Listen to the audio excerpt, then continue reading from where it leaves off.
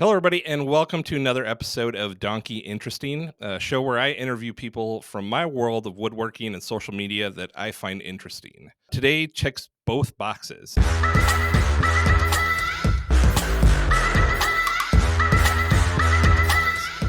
Bruce is the owner operator of Siders Woodcrafting, and I find Bruce interesting because he dared to chase the American dream. He was brave enough to give up what he knew, to take his fate into his own hands, and I really admire that. Bruce is a friend and genuinely a kind person.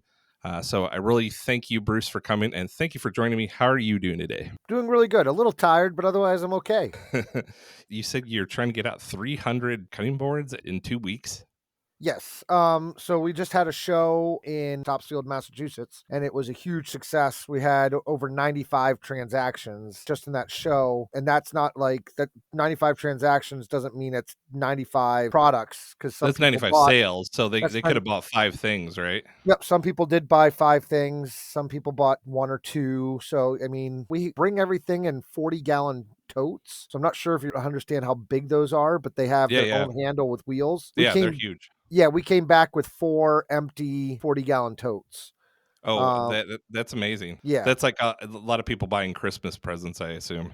yeah, well, because we do laser engraving at the shows, Oh, so we wow, do it. that's Yeah, fantastic. yeah, so we do that for free, and so it helps us out and helps the customer out. So I was gonna ask you if you had ever done any podcast interviews before, and you said you had. You've done, like, I'm your 7th, right? Yeah, So I think you know a little bit of what to expect, but I'll lay out the format a little bit. I'll be asking some questions with some increasing difficulty. And I don't know if I'd say difficulty or if I'd say intrusiveness. Sound good? Ready to rock? sounds good. All right. So here's your first question and a softball. How did you get into woodworking? So back in 2015, we had our first daughter, Anna, and I had the night shift. I was holding her out in the living room and was flipping through YouTube, and a guy came on from Russia, MTM Wood. I'm not sure if you're familiar with his channel on YouTube. Oh, yeah, I know. Yep. So he came on making cutting boards, and I'm like, found it extremely interesting. But yeah, so I found it completely interesting and just started watching a whole bunch of his videos. And I told my wife, I'm like, hey, I know we're stressing about money for Christmas. I think I can do this. And she's like, go for it. So what kind of prior experience with woodworking did you have before that? None. I None, had really? no. I owned an No apartment wood building. shop in middle school or anything? Nope. I was a high school dropout. Oh, wow. Yeah. So, 7th grade was my actually last grade in school. Now, I do have my diploma. I did go and get my diploma, but 7th Good. grade was my last grade in school. Holy And, cow. yeah, and then I went on to law enforcement and stuff too. So, but, So you were a police officer. So I know yeah, the answer to this question, but I'm yeah. asking it for the benefit of everyone else. Yeah. So I was a police officer too, but I do have background in like just doing maintenance and repairs to my apartment building, and then I also used to be with a nonprofit organization, and we built houses for the homeless in Mexico, and so I Right. had some basic construction experience. No fine woodworking experience. Right. And so when I went to go do this, all I had was one of those little where you fold the legs down, porta-cable table saws. I had a skill saw and a belt sander and a palm sander, and I made 3 end grain chopping blocks with those Oh, based on the that's totally videos I awesome. saw. What happened was one of my friends who's an attorney saw the boards I made for my family and was like, "Hey, could you make some for some of my clients?" So we made some for her clients, and then her clients reached out, Right. and here it is. It's October in Maine, and I have a little pop-up 10 by 10 tent out in my backyard is where I'm making this stuff. So, Yeah. Oh, wow. yeah, You didn't even have a space to do it in, huh? nope, no space to do it whatsoever. So, yeah, and it just started growing and growing. And then, because we lived in downtown Bangor and I didn't really have a workshop, so I found a cheap camper and gutted it and turned that into my workshop for several years. And a camper. In a camper, we gutted it. Very cool. Yeah, and the camper did burn down in 2020. I remember that. Well, we got the camper in 2016. So from 2016 to 2020, my wife and I went through all of our transactions, and out of that camper, we made 5,000 cutting boards out of that camper. Wow. That's amazing. Yeah, Like, compared, your space now is pretty big, though, isn't it? it is, but I'm way outgrowing it now. Oh, Yeah, really? yeah. So the camper was 8 feet wide by 38 feet long. Oh, that's pretty long. Yeah, my shop is 24 feet wide by 30 feet long, but Right. I need to add on.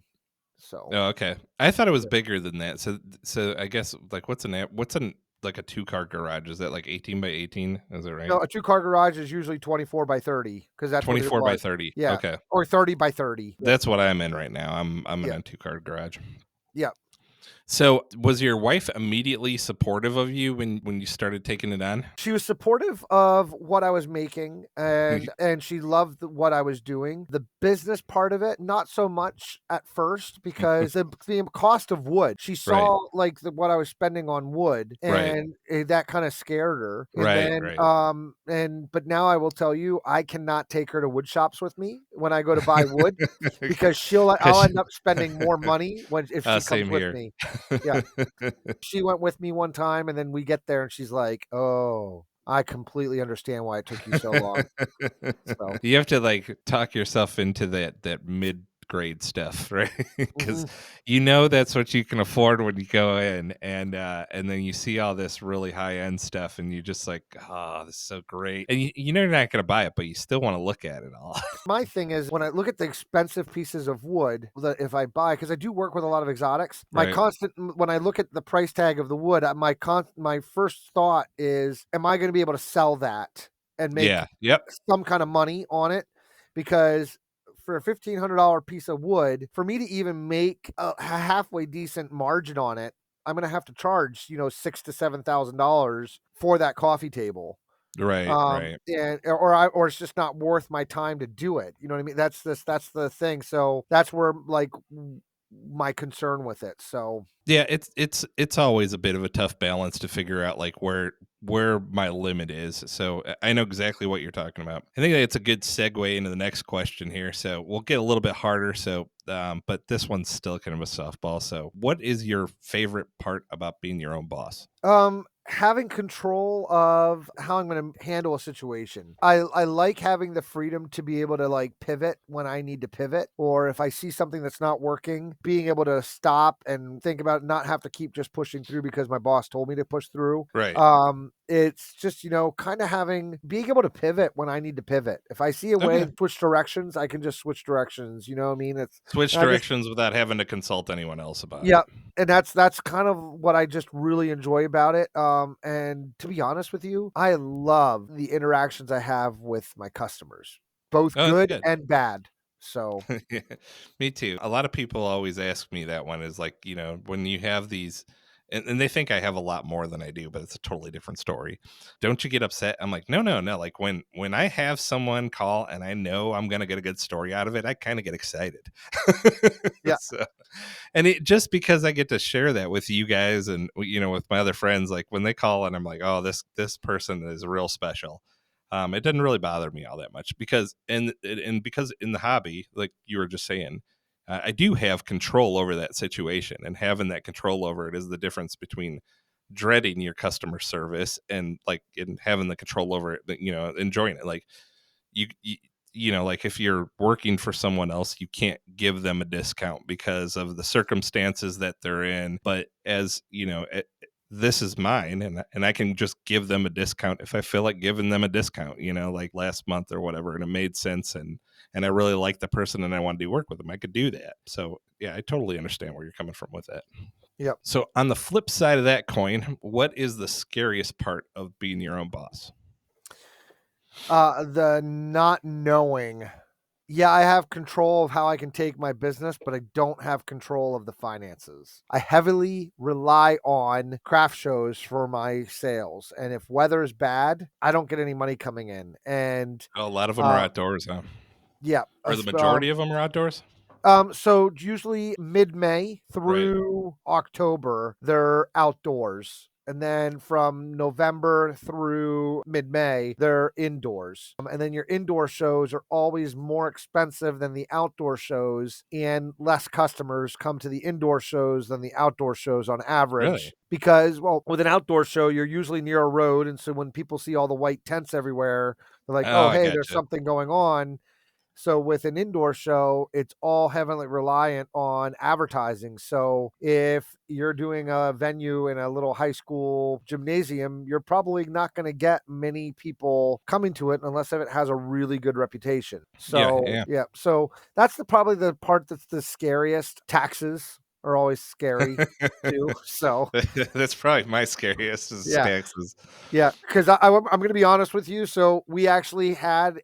I thought we were gonna be out of business. I was panicking. We got a bill from Massachusetts. It was Massachusetts. We got a bill from them for like $12,000 in back Oh, wow. taxes, and I'm like, "How is that even remotely possible?" I said, "I haven't sold enough to have to pay $12,000 Right, in sales tax, and we had to have it paid by a certain date or they were going to take legal action." And because I had only at that time had only done one show in Massachusetts, and right. it was like 3 years prior to this, and I'm like, I don't get it. And so I called, and they're like, so I got this lovely lady, and she was like, "Oh, we have you as like you were automatically supposed to be paying. We didn't know that you were only coming here one time." And I said the only, and I gave her the date of the time of the weekend that we were there for, and she goes, "Oh, we sure that you paid those taxes?" And I'm like, "Yeah." And so she goes, "Well, we took that income that you made from that And show multiplied it. and multiplied it over the years, thinking that's what you were doing every weekend." Yeah, And California does that to you too. Massachusetts and California. yeah, and so I was like, can we change it so that we are self-reporting, that you're not just automatically doing that?" And so, and I'm like, "Do we have to pay this?" She goes, "No, no, no, no, you don't have to pay it." I'm like, "Thank you, God," because I'm like, "There's no way we would have been able to $12,000. We didn't have $12,000 right at that point to do that." Oh yeah, I can imagine. But that's a good one. Next question: if I asked you to rank yourself as a woodworker, and I'll explain to you why I did this afterward. 1 to 10, where do you think you would put yourself and why? I'd put myself at a 3, probably. So that's about what I was expecting you to say. So at least under a 5. So tell me why. Because I am still learning. I mean, I make cutting boards and charcuterie boards, and yes, I put as much focus on quality and have a high standard, and they're cutting boards. I mean, Right. I'm not making fine furniture. I'm not doing dovetail joinery with a Japanese pull saw. I'm making cutting boards and So some basic I love furniture. your humility with that. What I would say is I'm a programmer. I did a lot of Mhm, programming and engineering. One of the programs we work with is a program called AutoCAD, and AutoCAD is one of the biggest, massive, most crazy design things that you can work with. So it just has these tools in it that it would take you a lifetime just to master like 10% of it. And so it's one of the questions I and when I interview people that I ask them, I'm like, where are you at? Like, and if anybody ever says over a 5, I always get really suspect with it. mhm. And what I noticed was when I got more into woodwork, it was very similar. So you could be the absolute expert in what you're doing, but woodwork is just so massive. I don't think there are very many people who can say, like they even are at a level where they have mastered 50% of woodworking. Because I mean, there's the large joinery and pine joinery that's completely different from any of the legs or stuff that I build. And every time I build a leg, feel like I learned something new when I did it. Anytime I build a table, I feel like I learned something new. That's why I asked the question. It wasn't a trick question. I wasn't trying to get a gotcha on you there at all, Bruce. Yeah, But I no, no, knew no. you were gonna keep your humility there. Yeah, so I mean, and I mean, I take pride in what I do, and I stand behind what I do, and I do think that I make better cutting boards than a lot of other people out there doing what I'm doing. Oh, you definitely Uh, do. Thank I you. can vouch for that. Yeah, and I think I charge a reasonable price compared I to can my vouch for that too. yeah. I think so. Honestly, I'm gonna tell you, what I look at, what makes me a good woodworker is how good I can hide my mistake. Repair or hide, yeah, either Yeah, one. So yeah, and yeah, that's it. Is like I've yet to make a perfect piece, and all we do is we strive for perfection, right? Yep. So I'll have customers that will point something out to me, like one of my edges, like on a where it's a chamfered edge. They'll be like, "Why is this one not quite the same as the other?" I'm like, "Well, there was a chip in it and we sanded it out. I mean, it's wood and it's handmade, so it's not going to be perfect." And yeah, so, and we put that in our warranty. We tell people, this is a wood product, and we do warranty our glue joints, but right, we don't warranty the wood. I mean, yeah, if the wood is splits and cracks and it stops at a glue joint and yeah. the glue joint stays intact, I'm sorry. I mean, I'll do the best I can. I'll see if I can help you fix it. But if a glue joint fails, which I will tell you that I have had 3 boards come back to me this year, and this is the first I've ever I've made a total of like 7,000 cutting boards, and this is the first time I've ever gotten 3 back, and it was when I was training my associate last year on how to do glue Type up. on one by chance? What? Original Type on by chance? Type on 3? Was it Type on 3 that failed? Yeah, it was Type on 3 that failed. I had Type on fail on me this year, which was really odd. So Well, hey, maybe it might have been just a bad batch of glue.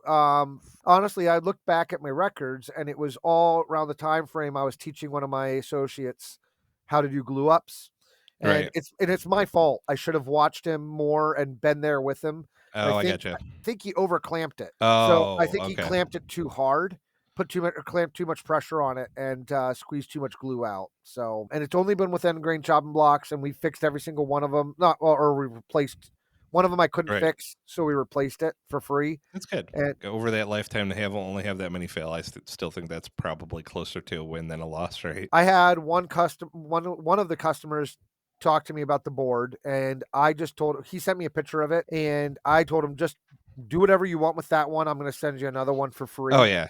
That's And so I sent him another one for free. And in the time frame that one was made, we had actually done some improvements to our board with like little finger grips on the side and stuff like that. And so we threw that all on there for him too. And we actually got a customer that was referred to us by him from just us doing that. So, and it was a pretty big purchase too. So it's worth it. yeah, yeah. I think customer service, it's odd how it pays off. It really is a long run payoff. Like if you're looking at like if I'm going to treat my customers well like today, it doesn't pay off tomorrow or the Yeah. next day or maybe even this year. I've been going a little over 3 years now and I'm just now starting to get my repeat customers and I just didn't think I would ever see them again. A couple of people we had problems with and even one of the ones who I had one of my biggest problems with is and I was just like I screwed your table up like why are you coming back and he's just like well it was how you handled it. He's like you could have handled that so many different ways but you handled it the best way possible so that's what I appreciated.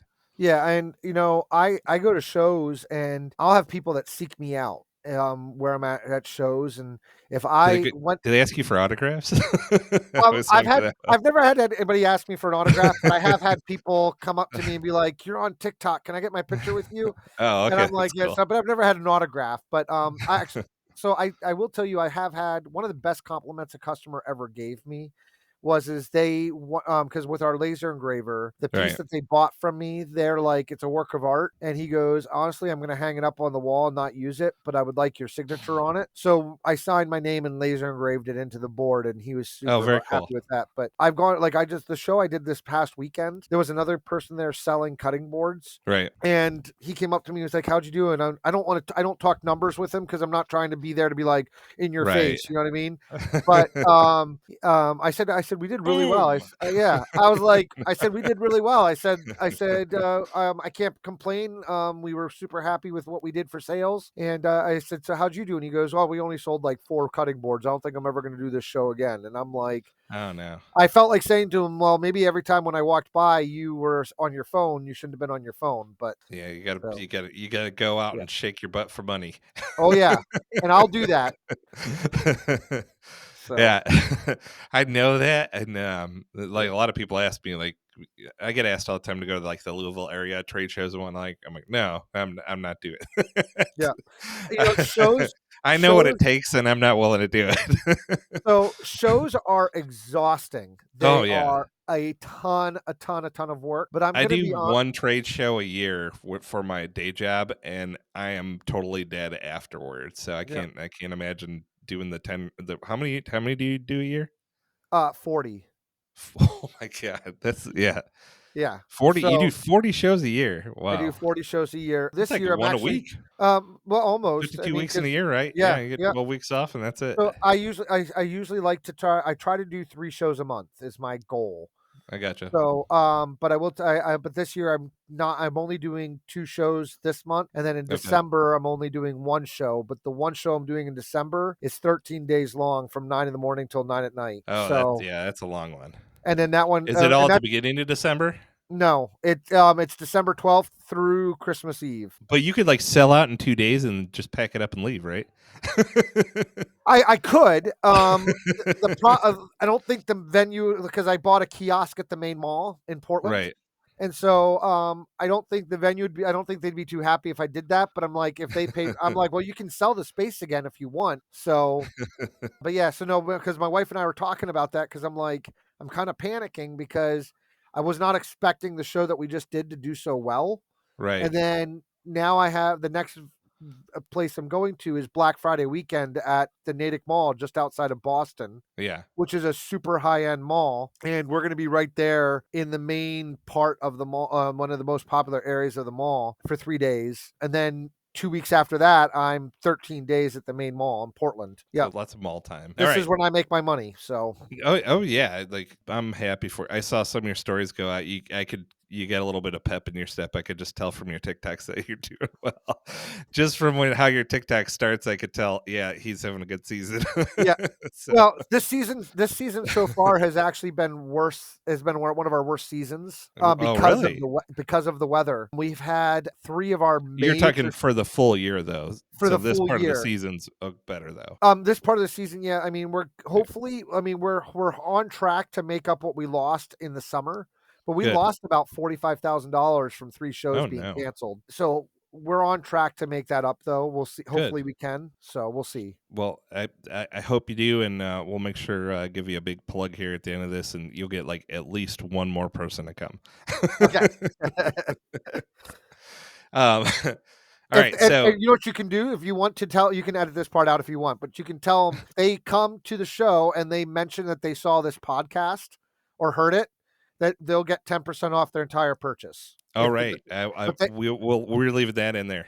Yeah, but they have to come in person to the event. It's not if they order from us online. It's only if they come In person. to the Natick Mall Black Friday weekend, and then the main mall in Portland on December 12th through the 24th. Okay, you guys all heard him. If you're out there and you see him and you say you saw him on the Donkeys podcast, you can get an extra 10% off. Yep, and I might even throw a sticker in if I have any left. All right, good. All right, so I do my Karen stories, right? So that is definitely something I want from you. Do you get a good crazy customer story for us? So I've been thinking about this, and can I give you 2, or do you just want 1? Pick the best one, and then Okay. if Okay. So yeah, maybe you could do 2. I don't know. So like yeah, we'll no, see. that's Maybe it okay. depends on the length of it, I guess. Yeah. So I would say the one that I found the most comical then is when I was at a show, I had a customer come up. She's wearing, she's all decked out. And she comes up and she's looking at my cutting boards, and you could tell she was really interested. She looks at my board and she kind of gives me a weird look on her face. And I said, "Is everything okay?" And she goes, "Well," she hands me the board. She goes, "Don't you think that's disgusting?" And I'm like, "What?" And she goes, "That," and points to my logo. And I'm like, I said, "My logo?" And she goes, "Yeah, don't you think that's ugly?" And I said, "Well, ma'am," I said, "with all due respect," I said, "if I thought it was ugly, I wouldn't put it on the board." And she goes, "I just don't like it on there." And I said, "Ma'am," I said, "No problem." I said, "I would be more than happy to make you a cutting board without it, but we do charge $20 extra to not put our logo on the board." And she goes, "Well, why would you do that?" And I said, "Well, because I've had people try to sell my stuff and market as theirs. So if they're going to do that, then I'm going to make money off of it." Yeah. And I said, "And honestly, ma'am," I said, "every piece here we market as a functional work of art, and it's my signature signing that this is my work of art that I made." I said, "But if you don't want it on there, I'd be more than happy to make it for you. That's just what we charge to do it." And she goes, "Oh, I just think it's ugly." And I'm like, "Well, then you don't have to buy it." I said, "Someone else will buy it." And so she goes, "Would you give it to me at a discount?" And I said, "No." And I said, "It's the full price." And she goes, so Just she start goes, off insulting your logo. yeah. So she goes to walk away, and then she goes, "Well, I guess I'll take it because I don't want to wait for you to make me another one." And so she purchased it, and then her husband came up to me, and he goes, "I am so sorry about my wife." And I said, "Sir," I said, "I'm the one that's sorry for you." And he just kind of shook his head and walked away. So That's a good one. yeah, So, do you think it was what you think she was just a rude person or it was a negotiation tactic? no, she was a rude person. No, She okay. was she So, yeah, it because was it's you funny could because just tell. Yeah, I love your logo. Like, I could because mine is like kind of comic booky, right? So, like, yep. I could see how someone would hate mine, but I can't see how someone you're much more on the high end side for logos as far as they go. Yeah, and that's what and and I did explain to her. I was like, I said, well, the logo actually has a meaning. I said the tree is supposed to represent a family tree because the business was named after my grandfather. Because I was named after my grandfather. My name is Bruce Sider Graybill. And so my grandfather was Bruce Sider. I just figured my only memory of him was his wood shop. So I figured I would name it Siders Woodcrafting after my grandfather. It's very And good. then That's the awesome. tree's orange because that's just my favorite color. So It used to be my favorite color, but now it's in the last couple of years has switched to magenta.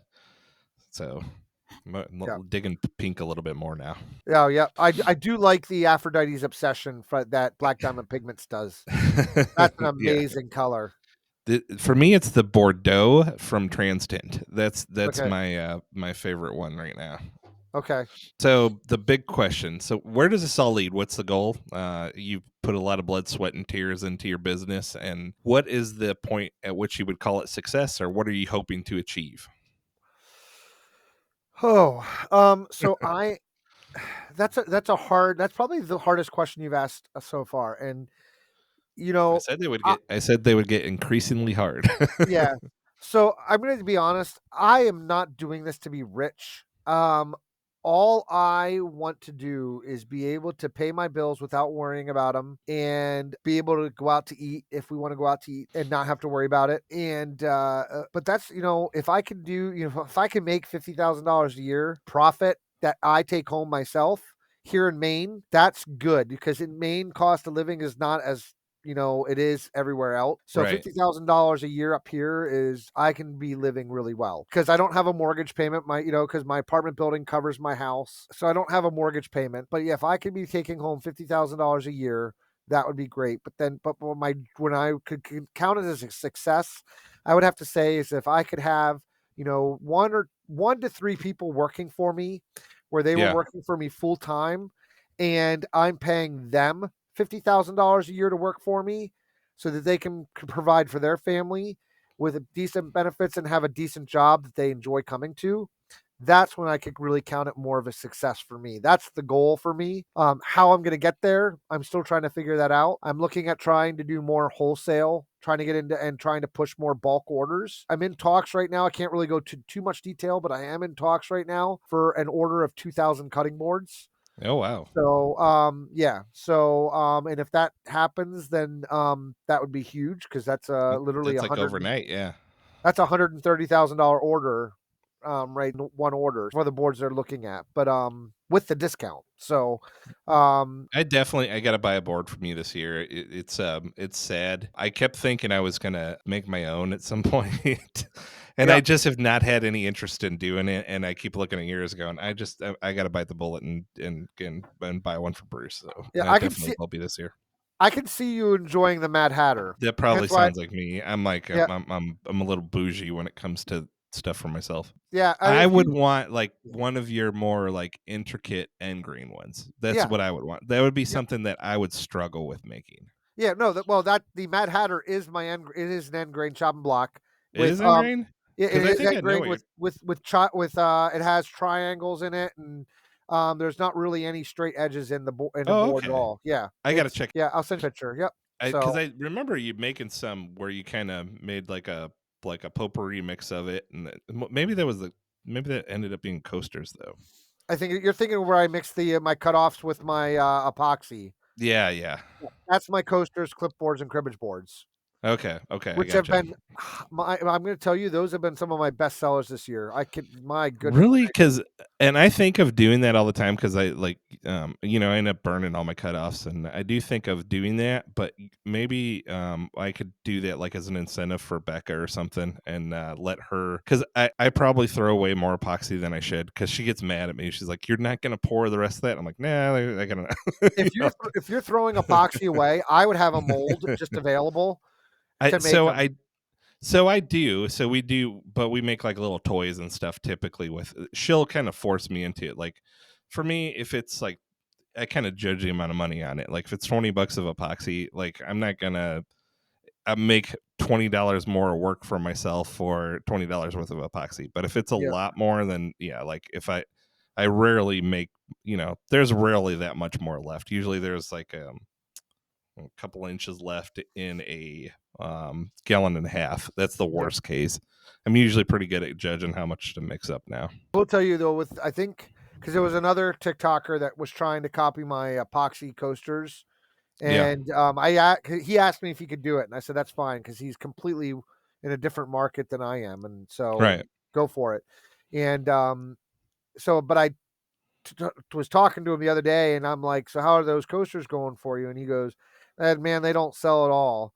And it's because, and I said, "Is it maybe because you're just using domestic woods without the exotics and all the different Yeah. colors?" And he goes, "Yeah, I think that might be what it is." So I think it's just because with ours, it's the cutoff of all these. You're getting a whole bunch of different exotics in Yeah. this small little thing, and so at a reasonable price. So Yeah. That definitely that's definitely adds more to it. So like yeah, the that Purple Heart and that Canary Wood, that stuff is really stand. I don't think people really realize how much it stands out more.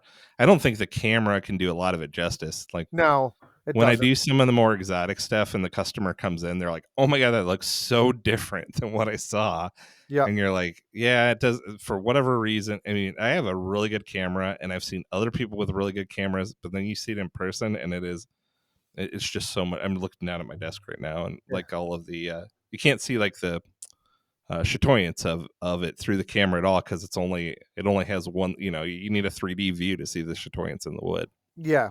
So yeah, and yeah, and I will tell you with the epoxy coasters, I mean, pretty much our biggest cost in making the epoxy coasters is our labor, Oh yeah. because Oh it's all the cutoffs from the cutting boards, and then we only have to sell 60 sets of coasters to pay for a pallet of epoxy. yeah. And I get out of a 3-gallon kit, I get 20 sets of coasters out of a Tons, 3-gallon right? kit. Yeah. Yeah, I get 20 sets of coasters out of a 3-gallon kit. I So, I tried coasters and I know you did. I made 40 of them, Bruce, and I swore I will never make them it was so much effort.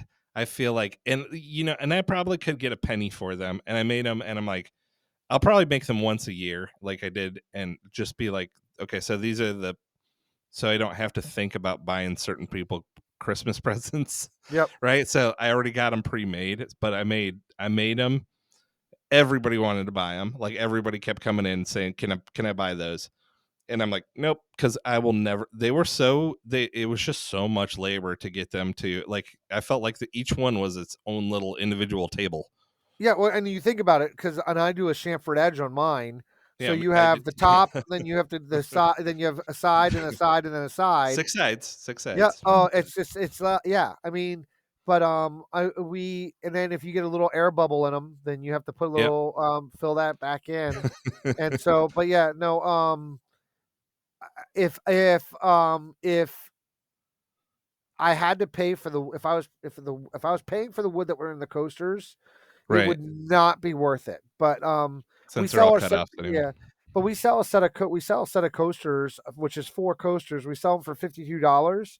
Yep. And, um, honestly, because we've done the time about it, I only have about, um, each set takes about 15 minutes, of hands-on time. So, it's Right. not really because 'cause we've got a good method down now. It's just Yeah. yeah, but when you're doing, 60 sets of coasters at a time, That's Uh, 2 to 3 days of, just sanding, so well, yeah, that's and I did end stupid me. I did end grain coasters too, ugh, and right then I realized I could never make an end grain cutting board because I would not have the patience to sand it that long. yep. It's I, funny, people, ask me all the time because 'cause they'll come into my shop and they'll be like, "How comes you don't have a wide belt sander?" And I'm like, "'Cause a wide belt sander made more work for me than, oh yeah, yeah, yeah, because you get all those grooves from the yeah. sandpaper in there, and then I have to sand those all out when you can just have a helical cutter head and then sand Well, it. I never really paid attention to, doing the end grain on the table. I never really paid much attention. I knew I was spending a little bit more time on it, but that made me really pay attention. I'm like, "Oh my god, when I sand the ends now, I am spending 3 or 4 times as much time sanding the end grain than I am when I do the other side." So, like, So maybe yeah. even long, maybe like 5 or 6 times actually. So it's a lot more work. So we have an expectation in our shop, for when, with sanding cutting boards. Our face grain cutting boards, we expect anywhere from 10 to 15 cutting boards being sanded every day. Right. With the end grain chopping blocks, we have an expectation of 6 being Yeah. done a day. There you go. So, That totally makes sense, and it makes yeah, sense to why they're so expensive too, because it is just so much more labor intensive. yeah, we charge anywhere from 250 to, $600 for an end grain chopping block. Very good. So I think you pretty much did all your plugs for where you're going to be coming up. Why don't you tell to finish this off here, Bruce? Why don't you tell everybody where they can find you, what social media platforms you're on, your Yeah. favorite color?